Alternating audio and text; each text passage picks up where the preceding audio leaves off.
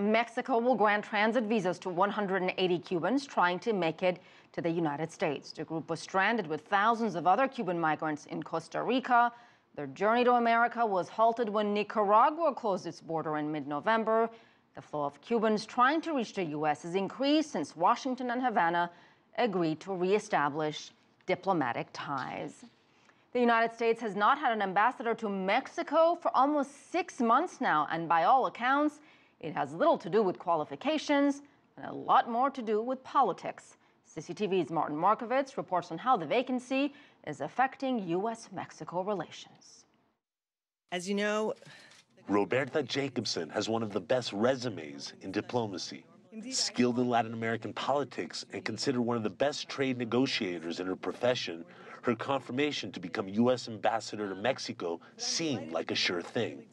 But that changed when presidential candidate Senator Marco Rubio blocked her nomination because of her role as chief negotiator in Washington's move to reestablish diplomatic relations with Cuba.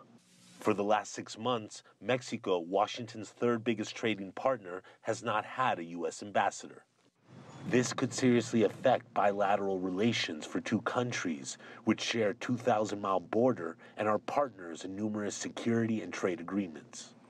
The next ambassador will have many challenges, including the passage of the Trans-Pacific Partnership Agreement, security issues, and an immigration crisis with thousands of people flowing north from Central America hoping to get into the United States. Y en esta ocasión, bueno, está el vacío. Sin embargo, los proyectos siguen. Even with this vacancy, ongoing projects will continue. But the big initiatives like security, narco-trafficking, and immigration, all which have become major issues in the upcoming U.S. presidential campaign, they need the leadership of the ambassador to move forward. Y para comenzar nuevos proyectos se necesita la figura del embajador.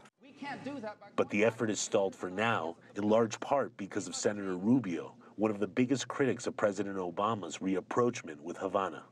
The son of Cuban immigrants, Rubio is driven by strong contempt of the Castro-led Cuban government.